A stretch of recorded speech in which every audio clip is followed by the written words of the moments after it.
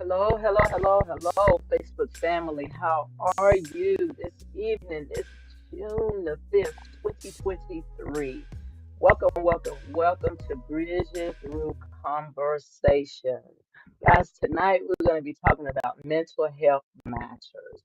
I know last month was mental health month, but we're going to extend this thing out because mental health does not stop. We're always going to have something going on with us with mental health. And the thing about it is that what we want to do, we want to be transparent to let people know that it's all right, when you're having certain things that happen to you in your life, and that there's a way, to be able to talk about what you're going through, and there's people out there that's going through the same thing that you're going through. A lot of people won't.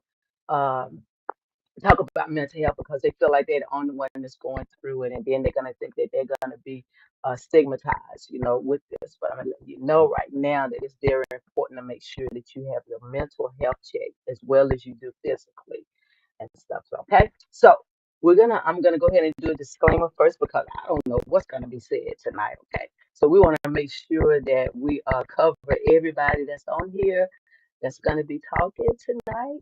And so I'm just going to give you this. This platform discusses any and all information that is known to the public and that are opinions of the host and guests. We use sources that are unconventional and conventional. Bridging through conversations is in no way to be offensive to any persons, groups, or organizations. It creates open conversations needed to close gaps in topics others may not be willing to discuss. Even though a lot of people are talking about mental health, praise God, the information is alleged to others, but are our truths to having open and real and unapologetic conversations. Okay. All righty. So let's get started here. And I think I might just show my face a little bit there. All righty. Hello, y'all. How you doing? Guys, we have some awesome people that's going to be on Bridging Through Conversations tonight with us, and they're my friends. Um, I'm not going to do a lot of talking because I want them to come on and I want them to begin to speak on their behalf, what they would like to say about mental health. And then I'm going to say some things too, because through my mental health, I wrote this book, that's self, sudden epiphanies, life forge. And I think that when you're going through things in your life, write a book because somebody else is going through again that same thing that you're going through, and they would love to hear your story so they can begin to make a story of their own and begin to heal. Okay. So, first of all, we have here tonight, we have two Portias here. So, guys, when you want to make a comment and you want to talk to a Portia, make sure that you put their last name on here, okay? Because we have two tonight, okay? So first of all, I'm going to introduce you to Portia Sims. There she is, right there. Okay, yeah, girl, we can see all of you now. And then we have Rachel. That's my partner there. That's my Hey. taster of health. And then we have my friend here, Portia, the producer, Hey, hey. that I have known over a year or so now. It might be 2 years now. And it seems like we've been knowing each other forever, and that's just a good thing. So, hi guys, Hey. Hello. welcome. Um, what I want to do first, I just want to. I know that a lot of times, mental health is hard to talk about, and I think that we should not make it what's a good word for it? So in the closet, because it hurts Taboo. a lot of people. Yeah, Mhm. taboo, that right there. And it hurt a lot of people when you keep it to yourself. And I do believe, just my opinion, that causes a lot of illness, Mhm. within people also physically and just as well as, mentally. And I'm and I am just so happy that you guys are so willing to come on and talk about this. I think that what really started is that Portia was on the live when we was doing why did I stop going to church? I think that was the name of it. Yeah. And I began to expound on that a lot of reasons why I stopped going because my mental health was just slammed. It was just going to bam, right? And I just needed that time to be able to get myself back together and find me again. Because you know how you be in certain things and sometimes you get lost in it, and that's what happened to me. I lost myself, and I need to find Diane.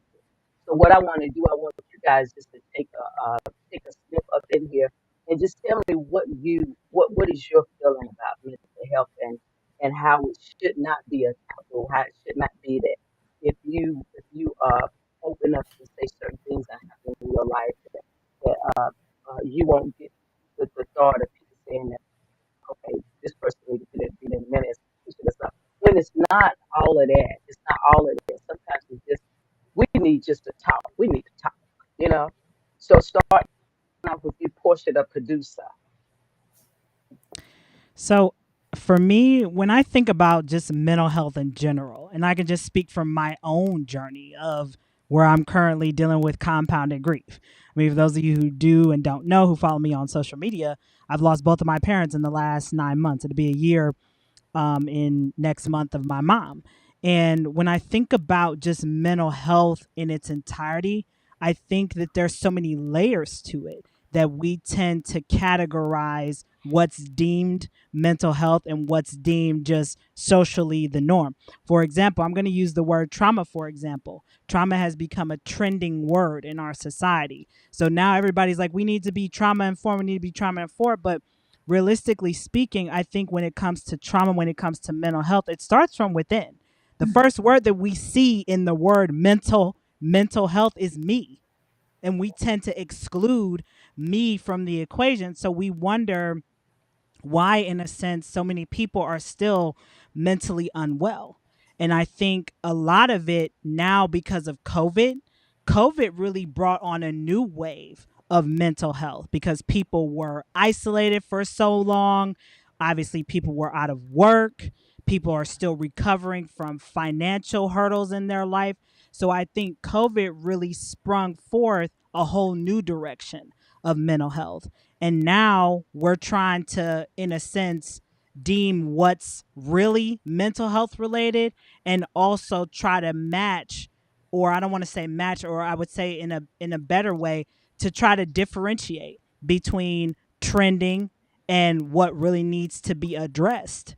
And I think in our current world today, there tends to be a lot of gray with mental health. So I think the last thing I'll say, because I don't want to talk forever, is when it comes to mental wellness, at least for me, traditional therapy didn't work for me from the very beginning because I didn't understand what my emotions were.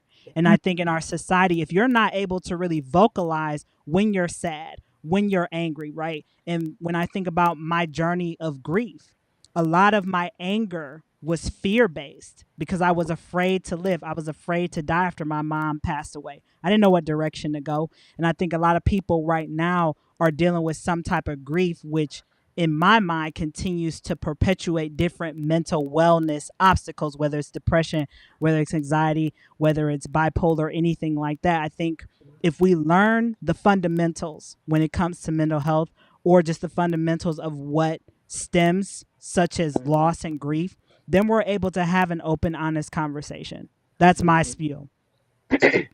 I like that. I like that. We're gonna come back. We're gonna come back on some of the things that you said, Portia, the producer, because you had a lot of substance up in there that needs to be discussed. Rachel, What's that? I couldn't hear uh, you. What? Rachel, you go. You, Oh, okay. I'm sorry.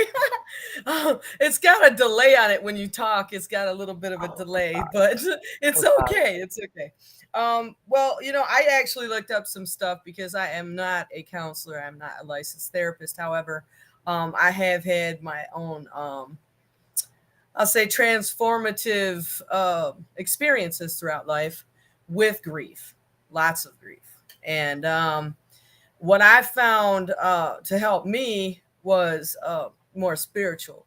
Now, I'm not bashing the mental health community at all, but I feel like sometimes when you're talking about like mental health and their diagnostic, they got the diagnostic statistical manual of mental disorders, which has this slew of type of diagnosis of all these people. you could get lost in all those terminologies. You know what I mean? Mm-hmm. You could get lost in those terminologies when really it's just, certain people might just be grieving. Some people do have a mental health condition, and usually from what they've written in Psychology Today is that those people are usually it starts to, like, they notice it. Now, I'm not saying it doesn't start earlier, but they notice it from the age 15 on, of habitual patterns of maybe deception, as gross as this is, but purposely hurting others, lying, pathological lying, things that hurt others. And, these people might get pleasure out of that. Now, that's a mental disturbance on a very dark note, if we're talking about just regular, like somebody like yourself, Portia, you lost your parents. I mean, that's very devastating. And it is traumatic, and it does take time to heal from something like that. And then right now, like you had mentioned, COVID, I think that's had a tremendous impact on people. I mean, tremendous. It's like people have disconnected. They had to isolate. It was not natural to not be able to hug somebody. Watching a loved one pass away in a hospital and not be able to embrace them upon their expiration, these things could have a tremendous impact on all of society. Media is always quite negative a lot of times. I won't say always, but a lot of times there's a lot of negativity spewed at you, and you're bombarded on a daily basis with school shootings and all this type of thing, which adds to this problem of mental illness. Now, it is on the rise. I looked up the statistics. And according to KPP and other channels, they have done a poll, and they said it's gone up 20% since COVID in the U.S. alone. Okay, so with that being said, the issue then what becomes as far as we as people, what do we do about that? What can we do to help people like that? Now, we're not professionals here. We're just good people liking to help people, right? Basically, that's us. Us women like to help people. That's what we do, right? So I have actually found that I find a lot of comfort in scripture. That's what I do. And I find that there's a lot of people that have gone through a lot of devastations in the Bible. And I like to go back to that because it's some sort of roadmap. It's some sort of roadmap to help you get to the next level, you know what I mean, of your healing journey. And I really feel that to deal with it, you really just have to do the 5 stages of grief through it, completely. Do not skip any phases. Who was it, Erickson, that did the 5 stages of grief? But, and that's a psychology guy, but with that being said, I think that it takes time to recover from traumas like COVID, loss of a loved one, things like that. When you're talking about regular people dealing with trauma, when you're talking about mental illness, truly disturbed people, a lot of times those people need some very in-depth care. They might be like borderline. They'll give them all these terminologies like borderline or OCD. And they're saying that those actually right now, the rise is for manic depressives, borderline personality disorder, and OCD, which I don't know. Are you guys ever been privy to somebody with OCD where they're like, really uptight kind of about things and they got to have things a certain way? That's on the rise big time right now. And I would say, why not? Why not? Okay, you had a bunch of germs. Nobody wants to get sick. You're going to be a little OCD about it, right? So, yeah, so these are things that I think are important to discuss as just people being people. I mean, we're just trying to deal with all of this stuff, It's crazy. It's crazy. But that's my take on it. Yeah. Okay, Portia. I have a family history of mental illness, and so it bothered me for a long time that I might also inherit those mental illnesses as well. Yes. I would go to therapists from therapists. Yep. Like, am I crazy? Fix me, help me. Aw. In the last my current therapist that I've been seeing for a couple months now, she just said, "Look, Portia, If Aw. symptoms haven't displayed itself to you by now, you won't have them unless, there's other, factors that would. But um so I was like, okay, but that caused anxiety for me. Yeah. Yeah. So Sure it would. Sure it would. yeah, so I worried about my health, and I'm like, always checking myself and my family members and friends, and I'll do a survey. Am I being a good mom, or being a good wife, or being a good? I want to make sure that I am not hurting anybody, because Yeah. I know that a lot of my family members who have mental illnesses, some of them aren't aware of the behavior that they have. And then when they are there, it's like, okay, I'm gonna brush this under the rug real quick, and I'm like, no, I don't want to do that. I want to make sure that if I have issues, mental illnesses, like, and I told my family, like, look, lock me up, put me somewhere, don't let me hurt y'all. Aw. So long. Yeah, and I think that is how are you gonna I think their statistics are gonna be skewed, because how does a person know that they're mental Right. if all that's been around them is a state of dysfunction their entire life? And then they just follow suit of what they've seen, because I see that people follow suit a lot of what they've seen. That's why I'm not crazy about social media in some regards, because they're seeing so much negativity, and are they mimicking this monkey see monkey do kind of thing? You learn that as a child. And I think a lot of times people mimic. So what I found that I like to do, I mean, I'm just gonna say it. I have a Thrive for Life page, and I like to put positive stuff on there all the time, like positive things I'm doing. I'm going to the ocean, or I'm going to a fair, and going to a petting zoo, and I encourage people to get out now, because they were so isolated during the COVID pandemic. Get out in nature, go look at the falls, look at a new waterfall today. Just to drink in beauty, the mountains, the ocean, things that would make you soothe you. Then you're not focusing so much on your flaws so much. You're focusing on things that are beautiful, whatsoever things are lovely, whatsoever things are good. Think on these things. There's a reason that scripture's in there, because it helps you to focus on beautiful things, which also helps exude out of you then. Yeah. I want to add to what you just said, Rachel, both you and Portia, because Portia, I love what you mentioned about how in our society we tend to label people with depression, anxiety, that whole thing. But what if realistically mental health diagnoses or mental health challenges are really a canal for us to transform? Right? I think grief is a beautiful journey.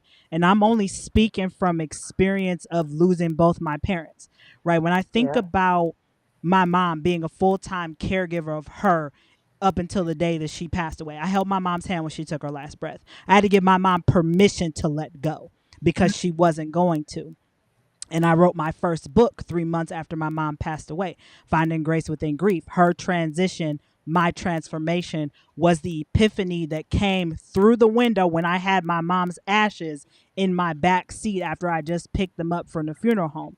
So I think when it comes to us changing the narrative and changing the language that we use around mental wellness, I think we need to look at it from a spiritual journey sense, right? I think, Rachel, you talked about posting positivity, right? Like, get out, people. Let's go out in nature. Let's, mingle. Let's talk about things, right? Because what does shame and grief have in common? Silence. Silence is what gives them power. So if we open up about what we're going through, right? Because everybody, I love to say it, your mess is your message. The worst part of you is the best part of you. Somebody needs to hear the way that you've gone through or overcome some type of obstacle to stop their goals, dreams, and aspirations from making the cemetery wealthier. So I think in our society, what needs to happen is changing the language we use around mental health. I think really it's just, hey, you're going through a spiritual transformation, right? You know how Mm. sometimes we really want this job, we really want this relationship, but it crumbles, right? And we're sad, we're depressed that it didn't work out. Well, let's be realistic. Here's the duality. It didn't work out in the way you wanted it, but it worked out somehow. I'm gonna Mm-hmm. say that again. It didn't work out the way Yeah, that you wanted it to, but it Mm-hmm. worked out somehow. And right. sometimes when we want something so bad, maybe the universe, God, source, however you believe, I believe in God.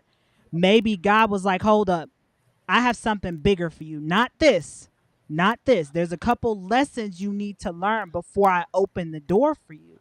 And I think Mhm. it falls in line with mental health, right? When we're working through some type of depressive episode, right? Obviously there's some disalignment in our life, right? I think COVID and grief really taught me to slow down.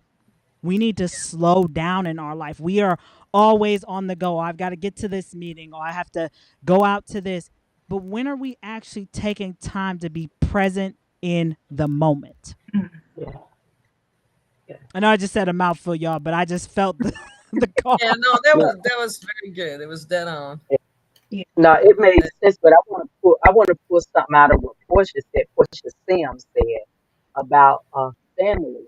You know, when you have family mental illness in your line, and you trying so hard to make sure that you're not falling in that direction, and that is really a job. It is It is. such a job to have that burden on you to think that you're gonna have the same thing that happened, in your life.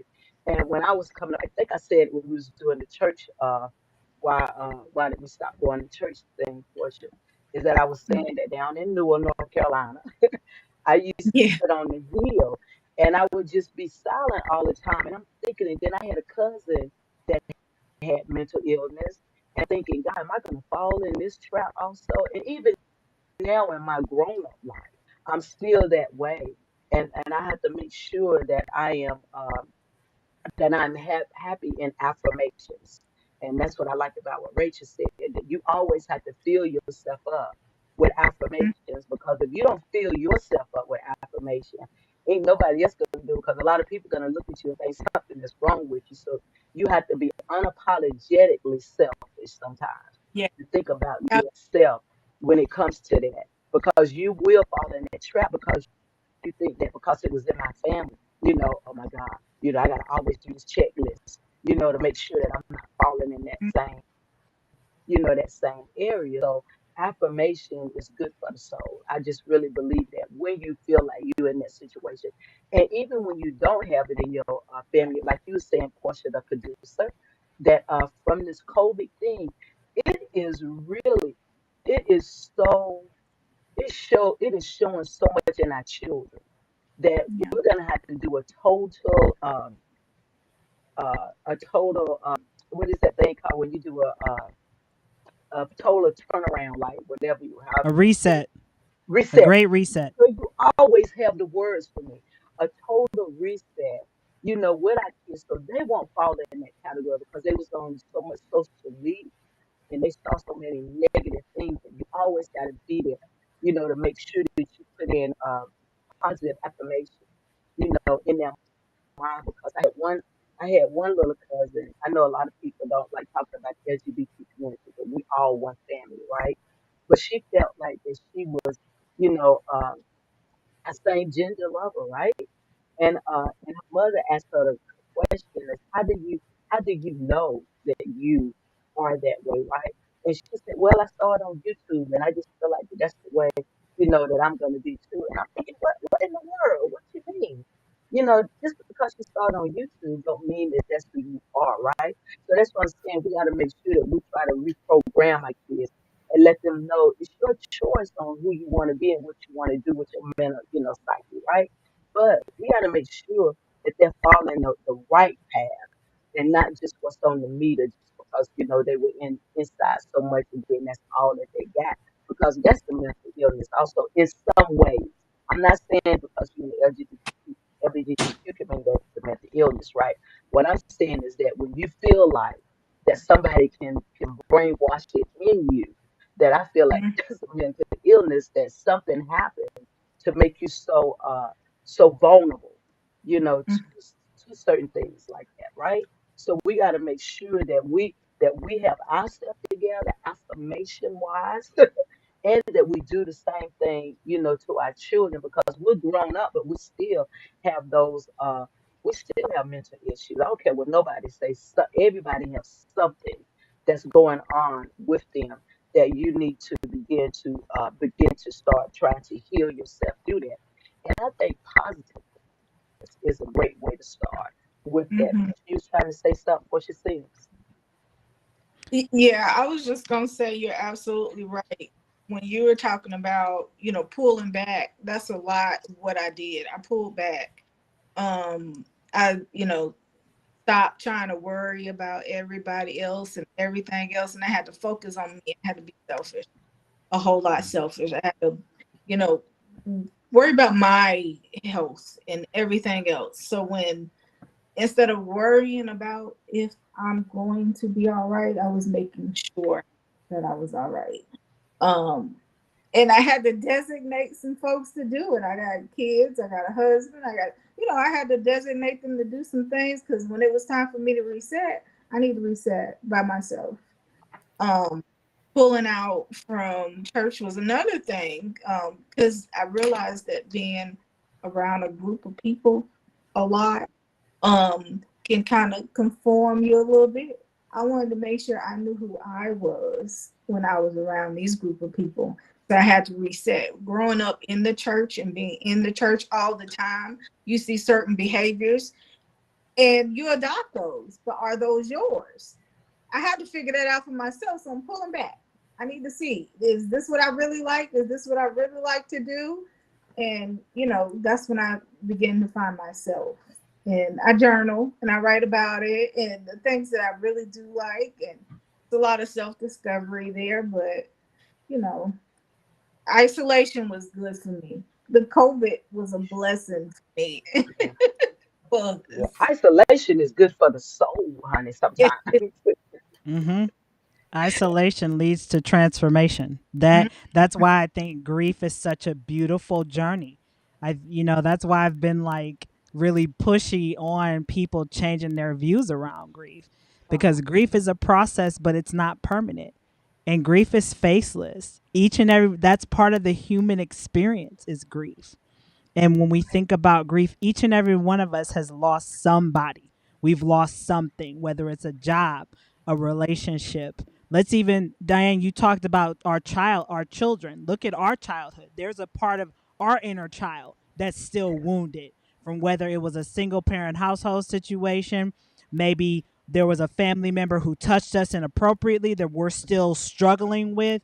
And let's be realistic, especially in communities of color, we quiet that stuff. We don't talk anything about that.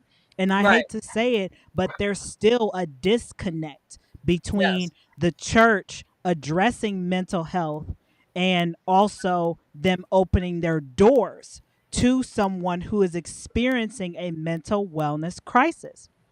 And I think in our society now, people are being more open to exploring spiritual other denominations instead of just going to a traditional church. Now, there's nothing wrong with whatever denomination you pick because I still read my Bible.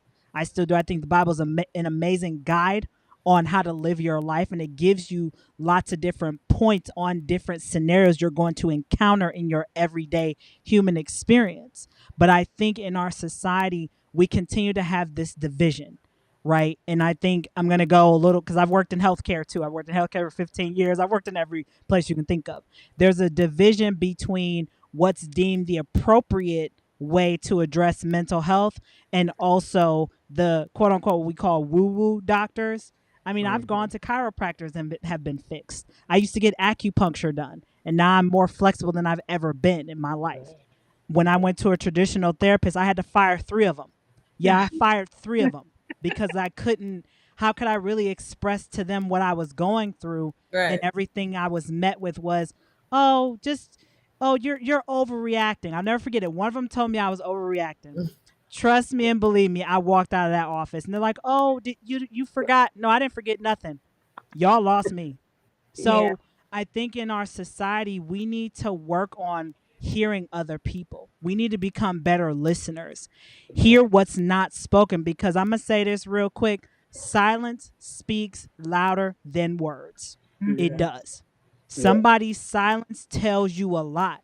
Because people can do this all day, right? Hmm. People tend to blab and all this stuff when they're nervous, when they're trying to cover up something, but it's what they don't say is what truly is the root of their issue.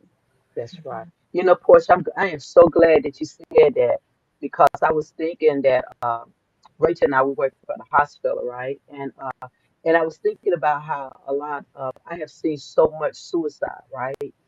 And some of the parents or the family members when they would come in, they would always say, "Well, they were so good. They didn't say a whole lot." And I didn't know that this was going on. And I'm thinking that's the problem. You should have went in there and made them that's the time when you start talking when they're not talking, right? So you can find out exactly what's going on with them. And that's one thing that I always say, even with my kids, I just talk to them all the time. Now if they call me and they say, Mom, I need to talk, but I don't want to talk about the Bible. I say, well, I don't know where it's gonna take us, but you can come on over here and talk, Right. because if we don't listen, then we'll never know. We'll never know. And then one other thing is that you have to be, you know how y'all sign that HIPAA form when y'all go to the doctor? Y'all have to sign the HIPAA form.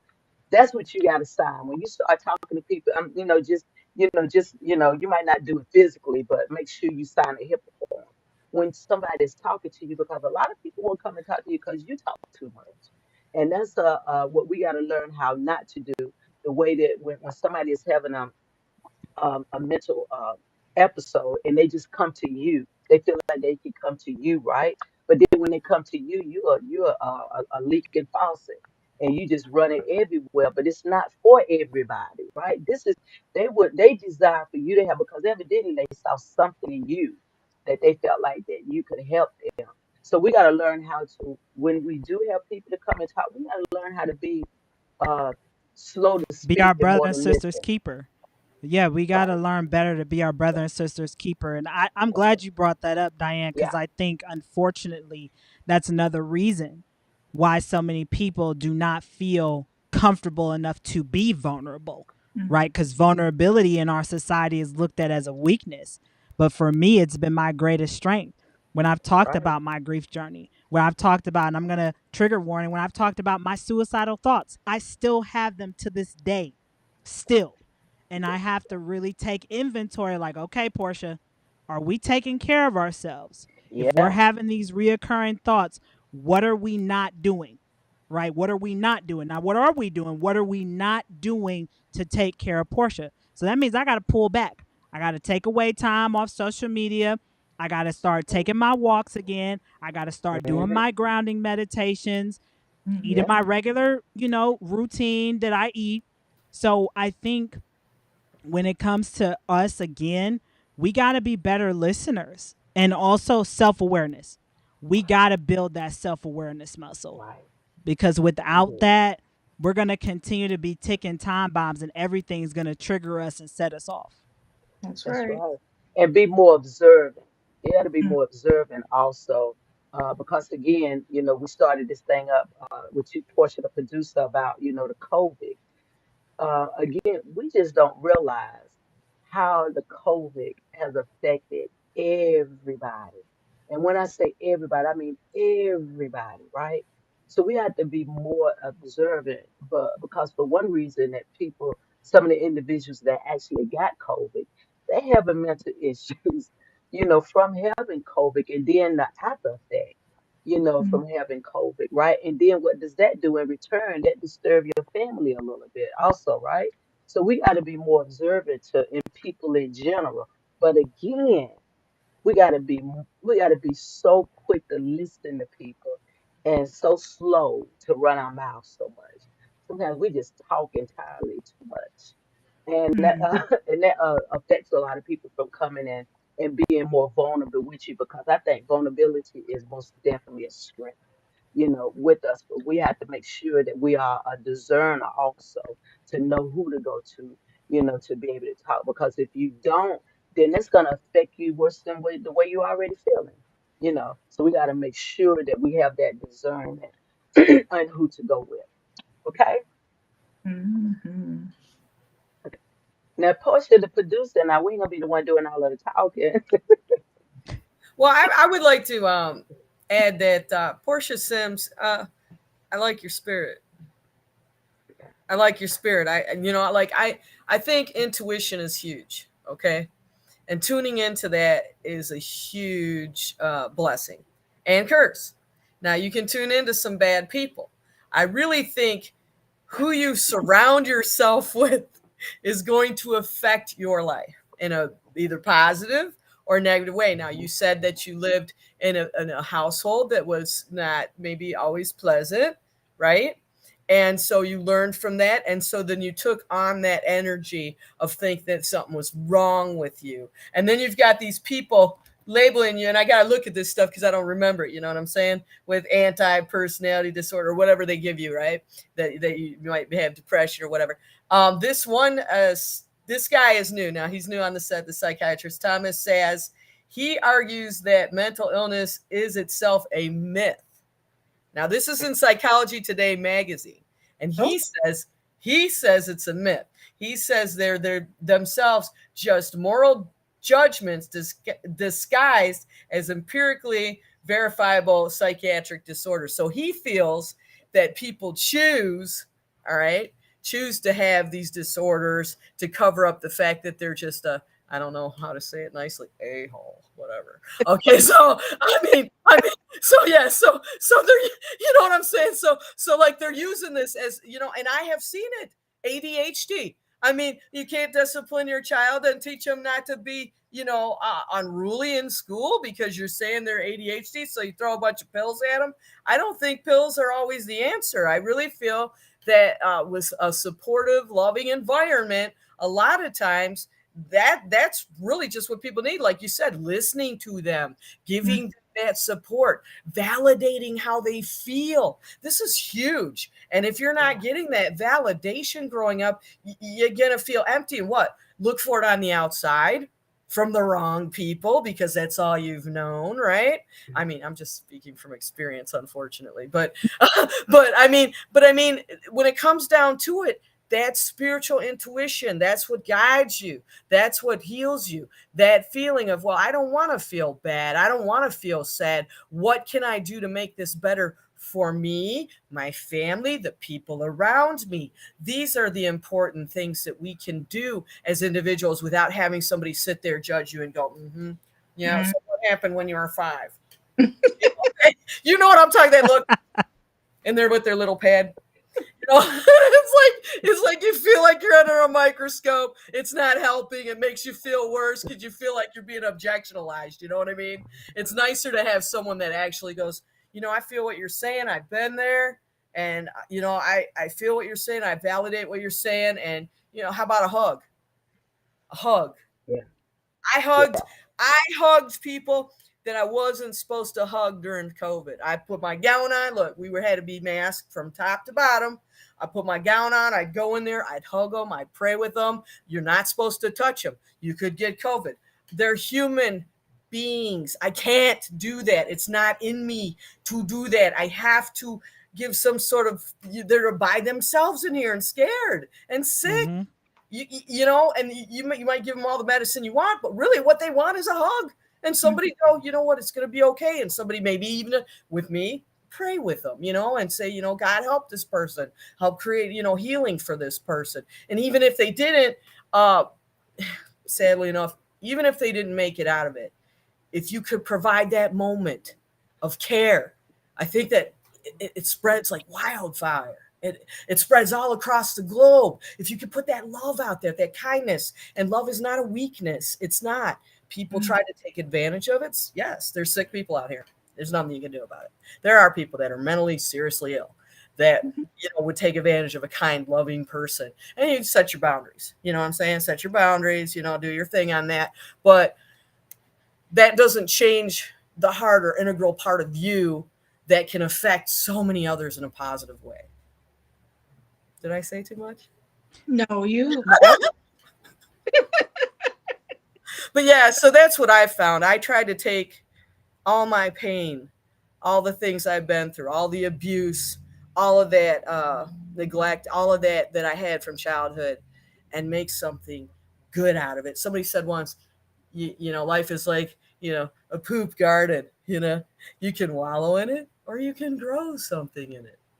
I grew something in it. That's why I wrote a book too. Did you write a book, Portia Sims? No, but I need to. You go on, hey, it's a healing journey. It's hard. It's hard. It's hard, isn't it, ladies? It's hard to write. Mhm. Put all your thoughts down on paper and go through all that pain that you went through. But it's good to share that. Like Diane said, it's good to share that because other people need to hear that. They need to feel that because they all feel it. They all feel it. We all are connected.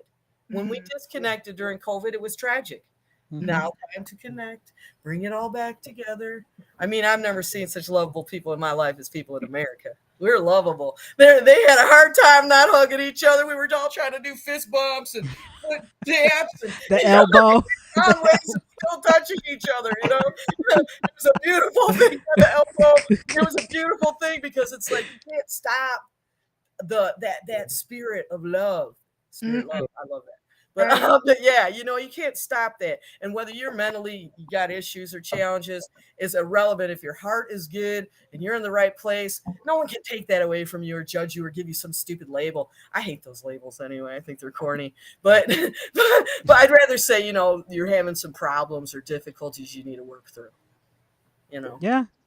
And I think too, I want to add really quick because in our society, we tend to lean one extreme versus the other instead of trying to find a harmonization, right? When we're working through our rough days, like what I mentioned about my suicidal thought days, where I'm Yes. really having a rough day and I'm struggling to get out of bed.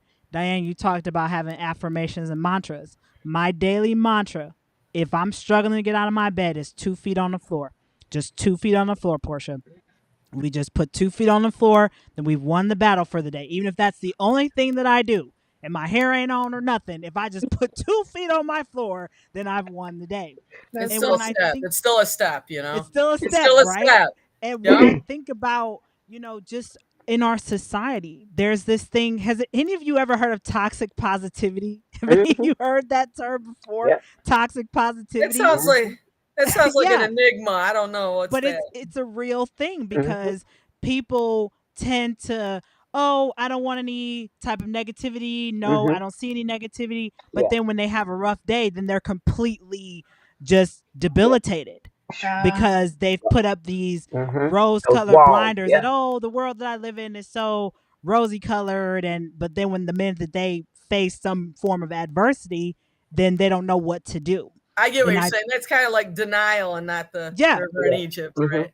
And that's that's kind Denial. of Yeah. that's unfortunately to me the realm or the role that social media has played in our Yeah. society. Because when you're going through grief, right? Let's look at corporate, for example. You get what, 3 days of bereavement? Oh, you just lost your kid. I want to see you back at work in 3 days. I'm sorry. You want me back in 3 days after I had to bury my kid? Yeah. And That won't you happen. need 3 days just to even process that Right. your loved one is no longer coming back. Right. You Yeah. need 3 days just to sit and be like, just process. Yeah. You can't even cry probably after 3 days. I know I couldn't. That's Even though called I showed up that's on called a Diane's leave of podcast. absence. I need a leave of absence on this. Yeah. That's what I Yeah. would do. Oh yeah. Yeah. Yeah. Yeah. Yeah. And You need that's a leave of absence. You need a minute for that. and that's something Portia took the producer about that, because that's even more that's traumatizing. I consider that traumatizing. When you have lost someone, and then the corporate world, they say, well, you only can be there, 3 days, and that's it. And then when you come back, you have a doggone mental breakdown. I mean, so I'm Yeah. just saying, Exactly. you can't put a period on grieving. It's just not such thing that everybody have different times they have, in grieving. My grieving process may be 3 years. I just don't, we just don't know, right? So I don't think that they should put a time on. I think grieving should be included in your like maternity leave. because you don't know how you're gonna you don't know how you're gonna take someone, Mm-hmm. someone dying in your life or a traumatic thing happening to you.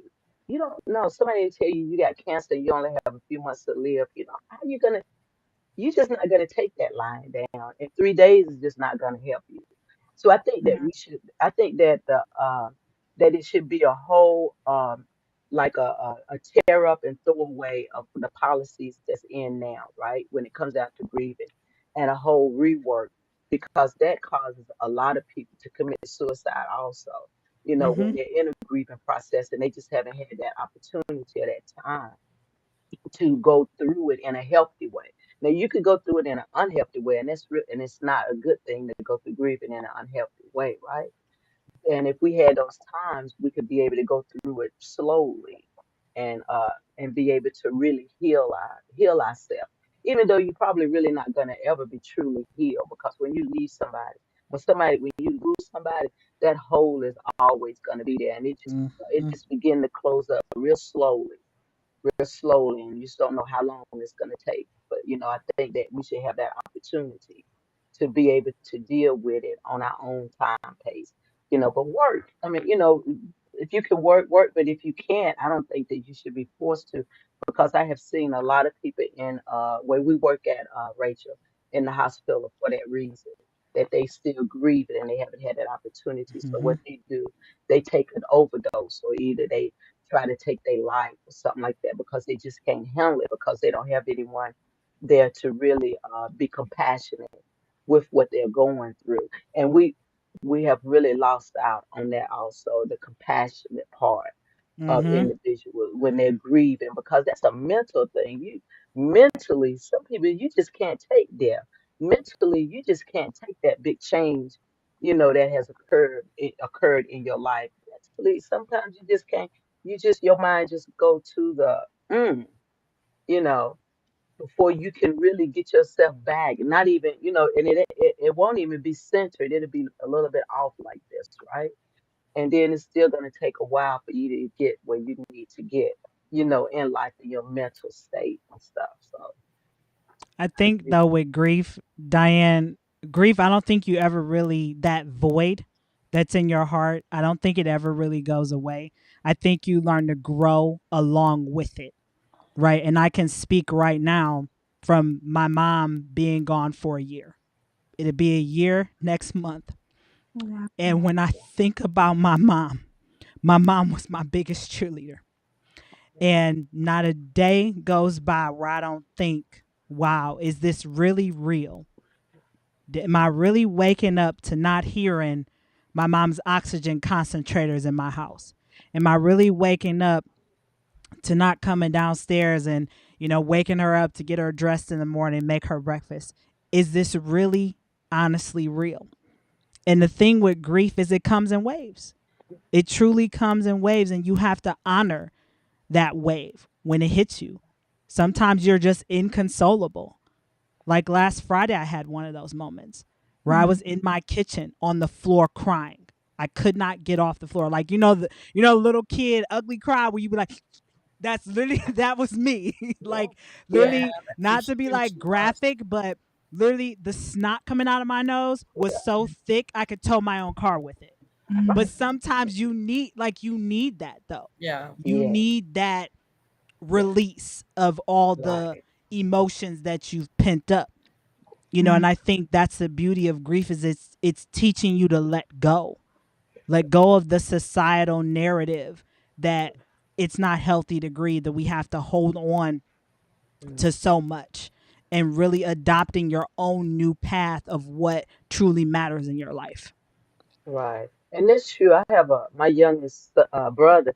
He's been dead for 23 years now, and Oh, I'm the same way you are, Portia. I get to a point, because sometimes you can smell something that make you Mm. think about them. Or either you'll see something like honeysuckles make me think about my brother, right? And when I smell a honeysuckle, it just make me like just get this inside of me that make me want to cry. So it's not like you say, it's not a thing that you're gonna just get over like that. And it's good, it's all right. I'm a counselor, Rachel, so I'm just saying that when when you do that, it's good for you just to let it just go. Whatever it takes for you to get through that moment, do it. Now, I did Besides, seek out counseling besides when I was unhappy. up here. I did. I sought out counseling when I was at the hospital because with my job being a respiratory therapist, I was up You see close and a lot. personal with a lot of people Yeah. that were not going to make it. And my job as a caregiver is to make sure everybody makes it, right? Well, that wasn't the case. And you had to, it was a lot of people, not just, this was not an ordinary, just a few people getting a flu or some sort of bug. This was something that was desecrating our entire society. I mean, Yeah. by the scads. I mean, it was just, I've never seen anything like it. I've never seen Yeah. anything like it. And I thought, man, I can't do this. I'm like, God, I can't do this. I can't do this job. I cannot do it. And so I sought out, they had free counseling through Atrium Mhm. Health. And I Yeah. took advantage of it. I called the counselor, not because I have a deep mental illness. Okay. It's because I'm well and I got to see this. Okay. And that's not normal to see that amount of death. That's a lot. So I just needed to talk to somebody. And I can't like talk to you, Portia Sims. I can't talk to you, Portia, the producer. I gotta keep you guys separate. I can't, tell you what I've seen. I mean, this is not natural. No, most people are not privy to this that aren't healthcare professionals. You wouldn't have any clue what that's like. And I wouldn't want to put that on people. That's for me to handle. That's my burden as my job and my profession that I chose. And I chose to help people because that's what I like to do. That's what God put on my heart in my life. So I want to talk to somebody anonymous, somebody just to talk to and tell her my woes, tell her what I complained about, tell her what bothered me about whatever happened during that day that could have been done better, or the fact that, there's not enough, they didn't have enough medicines, the federal government was struggling to send medications, there wasn't enough vents, there wasn't enough supplies. I mean, and I'm scrambling to make things happen that are like miracles, and so and then you got to go home with that, right? Now that's not healthy if you're going home and you're not talking, like you said, talking. You said you got to talk it out. You said that, Portia, and you got to talk it out because if you hold all that in, you got to let it out at some point. And how bad would that be? I'm trying to be supportive to a patient. I'm sitting there blubbering in front of him. Now, not to say I didn't cry in front of a couple of them because we cried together sometimes. I'd hold them and they'd cry and then I'd cry and then we're both crying. But, but that's human. Like you said, Portia, it's human to do that. It's human. And I was validating them. And that made them feel validated, which wasn't a bad thing because you said grieving. It's part of the healing process. And I agree with that completely. So, yeah. But sometimes you do got to get a little help, sometimes you got to. And then I'm sorry you had a bad experience. I mean, there are some out there that are just, they shouldn't have got into it. It's like the mechanic that shouldn't have been a mechanic, It's that thing. You don't always get a good doctor. You don't always get a good mechanic. You don't always get a good psychiatrist. You got to vet them out, vet them out. Okay, next, not so good at it. Find another profession. But you know what I'm saying? But I mean, in that case, it wasn't you that was wrong in that. You were seeking some help and somebody wasn't very good at providing what you needed, But Diane is. Portia, was you trying to say something? Portia Sims. Right. You do have to vet them out because, you have to find one that's personable to your personality, that fits your personality, because you'll get some that just say, oh, well, do this and do that. And then you're like, wait, what? Or you'll have someone that just sit there really quiet and listen to everything you say and not offer feedback. Some people like that. I'm not one of those. I want you to tell me, I want you to hold me accountable to my stuff. So if I'm going to, take some time out, I said, take some time out, meditate. And that's my thing. That's my go-to. Because I find that praying is me talking to God, but meditating is God talking to me. Mm-hmm. I like it too. Here, I like that too. Yeah. So, and they'll say, okay, well, how many minutes did you meditate this week? Or how often? It is more of an accountability thing for me. I know the things that I need to do. But will I do them? Will I find the time to do them? It's like somebody holding me, like, look, get yourself together, and handle your business. And that's what it does for me. The therapy does for me. The And support, the support. yeah, Mhm. Like having a coach. Come on, exactly. go. You can do this. You need that. Everybody needs that at some time. Everyone in my family, they see me as strong. Well, you can do anything. You do everything. You don't need no help. And then when I do need help, I'm like, Here. Right. I No, know. no They're help like for the shocked. strong They're one. like shocked. Well, how are we supposed to help you? You're the rock of this whole family, and now you're down, and everybody panics. Right. Sorry, man down. We need a I need we a need a moment. Can you forklift. guys support me for a change? Yeah, I'm with you on that. Oh It's like Lord. forklift on aisle 3. I know.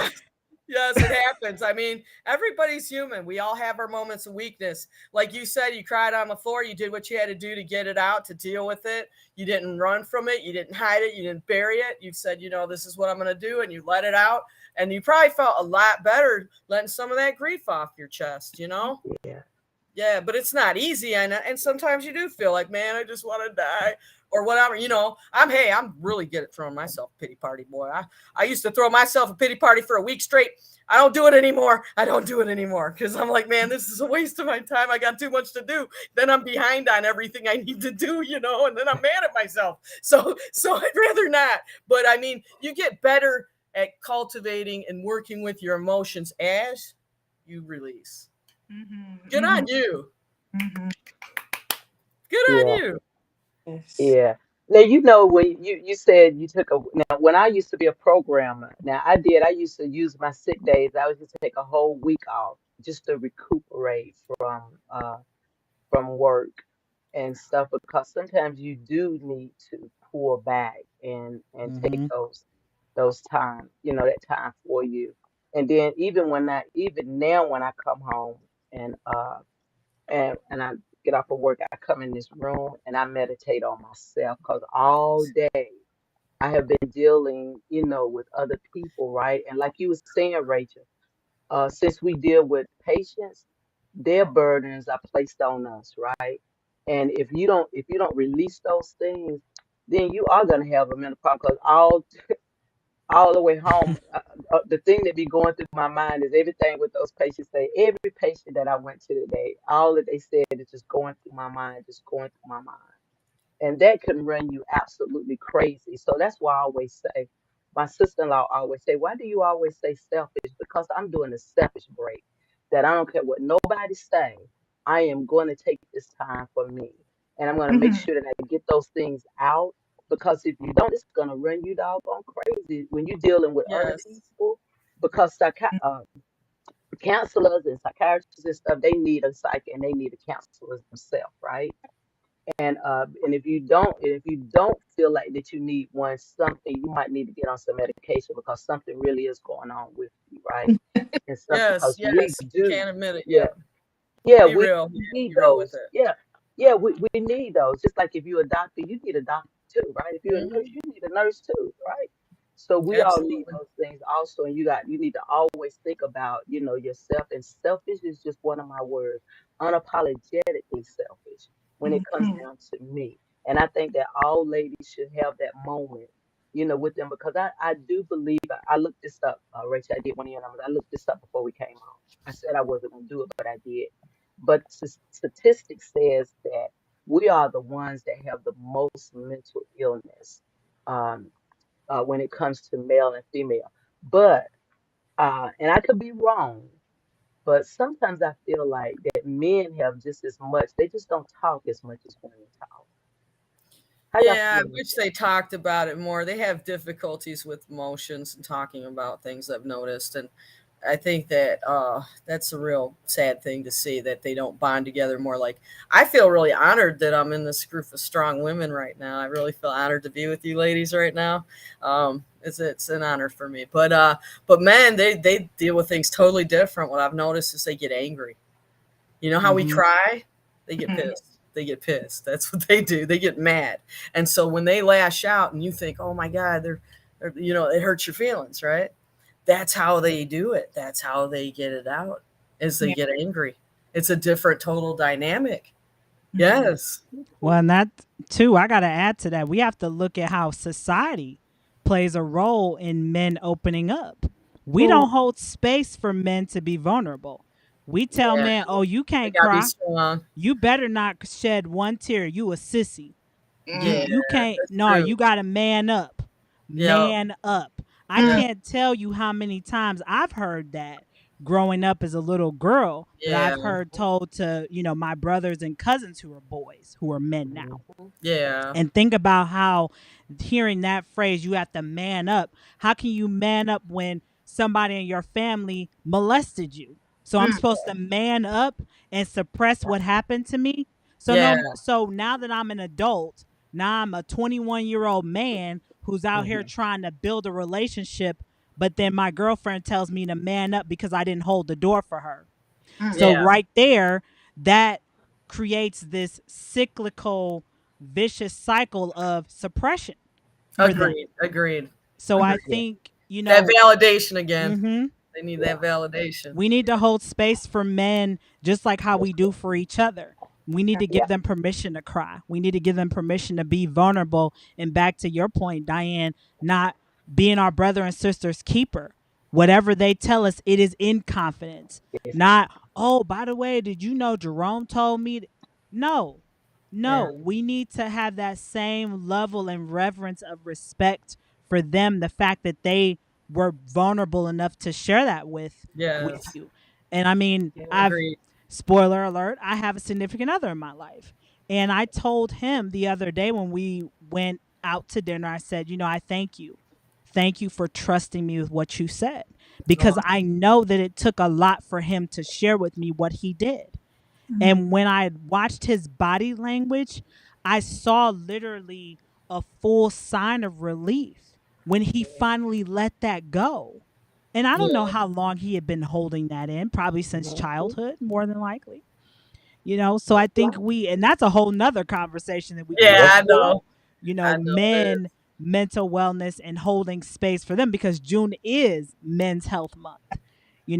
So I think for the Well, it men in looks our like you're gonna have lives. to get some men on the panel here. Right, Diane. Diane, let's You I have think right. to get some I men in think there I'm gonna do that. talking about It's mental health. another part for this. I have three more ladies that's gonna come on next week, and I really thought about that because Portia and I and you, Rachel, all we have are boys.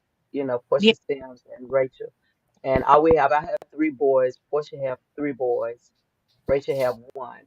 And I always want to bring in the male side of it also, because I notice with my sons that they're vulnerable.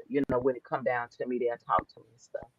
But Yeah. sometimes I often think that are other boys able to get the same thing? Because men have men, things happen to men, and they have this thing, like you said, Portia, the producer, is that everybody want men to man up all the time. Don't cry. Don't do this. Don't do that.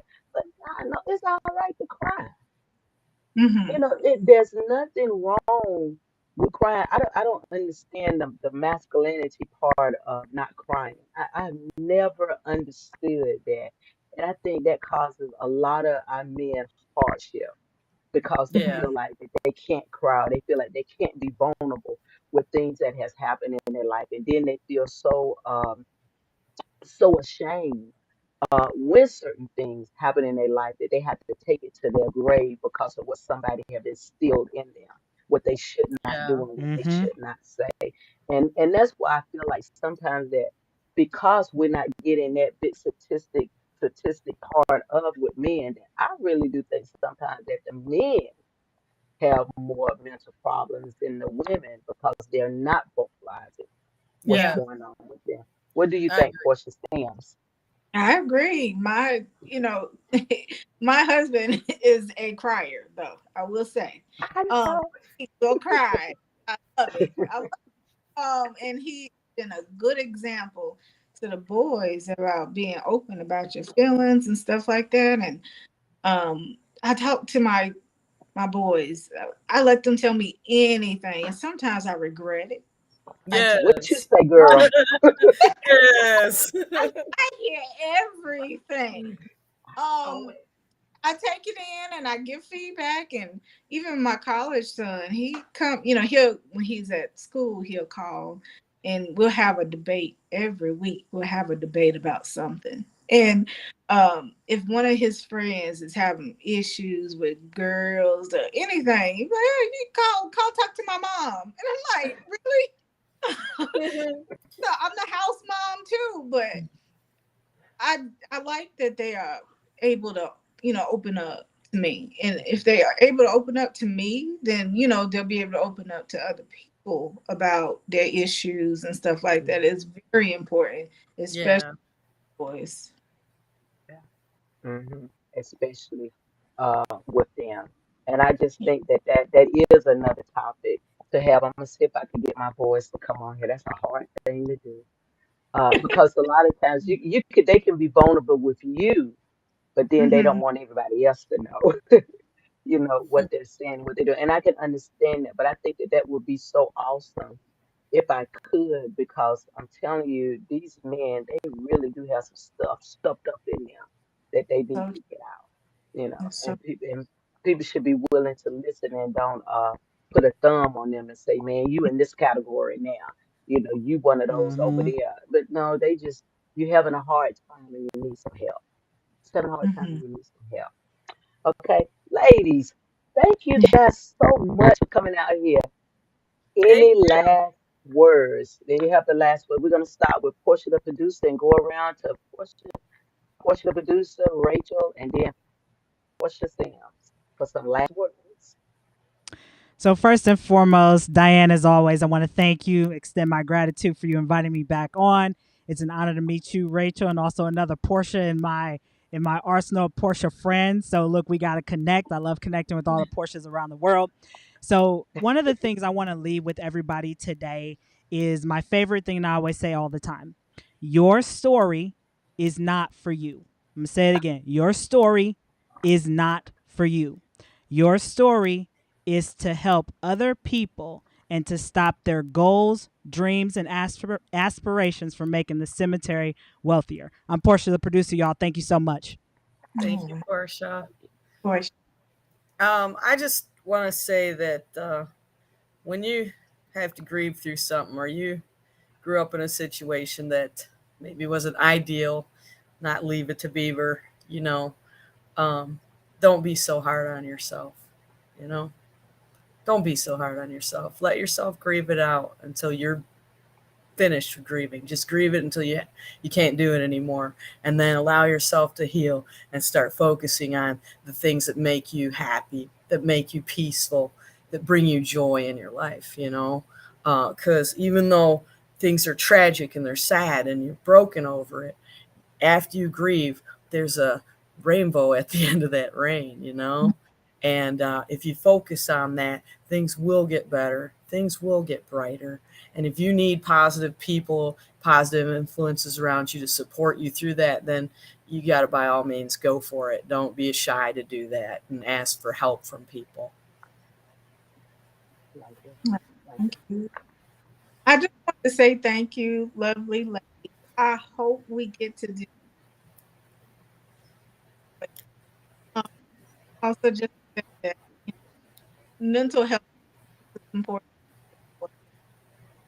Letting go, make sure that you're taking time to take care of yourself, love yourself, and speaking positively over yourself. okay. For Portia Sims, I just want to say this. I thank you so very much for coming on here. I've had Rachel and Portia the producer, but I really do appreciate you coming in and being vulnerable. Because I know you don't do a whole lot of talking. I know you don't. But I don't. but I thank you so very much. To let you guys know that Portia is married to my cousin, and I have always admired her, and I really do thank you for coming and being again vulnerable, because a lot of people won't share their story, and as Portia the producer says that our stories most definitely do not belong to us. They belong to somebody else that truly need them, especially in a time like this. And my last words, what I want to say, I'm going to read something from my book, because when we was talking, I was thinking about one of the writings that I did is called Ring Your Bell, and that's one of my very selfish parts of this book. When I was going through my time of when I left the church for 4 years, because I had to find myself, I had to find the materials that I needed to rebuild myself again, so I could again start ringing my bell. And and within that, it was part of a mental illness thing that I was going to. And I don't always like to say a mental illness. I think it was just a mental stagnation that I was going through at the time, thinking that uh, some of those things that I was growing up with was beginning to start affecting me. But I found out that it wasn't. I just need to start taking care of myself. But this particular writing is Ring Your Bell, and it says, "Be creative during your life's walk. It will establish the brass to mold the bell you will eventually ring. Gather those pieces of instruction while making sure wisdom is present." That's important right there. The pieces may not always be the ones you want to place your hands on, but know they are pieces that's being gathered for molding the bell that you will eventually ring. And a lot of times in life that we go through things, we don't want to touch it. We don't even want it to be part of our life. But it's what God has sent to you to be able to expand out to others. Again, like Portia said, none of this stuff that we're going through is just for us to hold on to. It's to open our hand, and extend grace out to others, and make sure that they get the information also. Amen. Man. Amen. Amen. So guys, again, thank you so very much. Next week, we're gonna do a part 2. It's gonna be 3 other ladies that's gonna come on. If you out there, just come on and get your comments in, and help to support the other ladies also. And then I also want to put this out there. Rachel and I, we haven't talked about it in a few months, but we're getting ready to do a freedom retreat.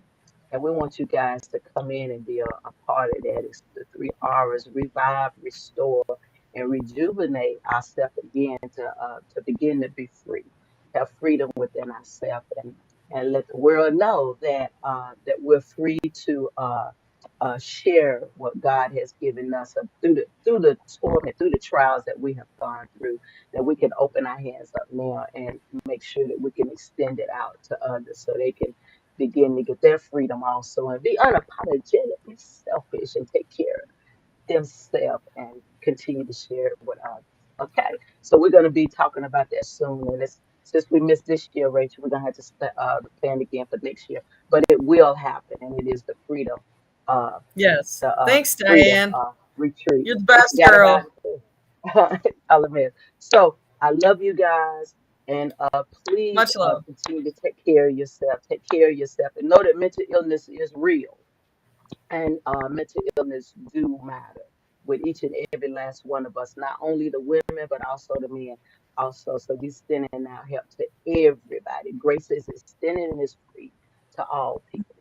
Okay, Mhm. thank you guys. Love always. All right, Thanks, guys. Peace and hair ladies. grease. Bye. Peace and hair grease, guys. Thank you.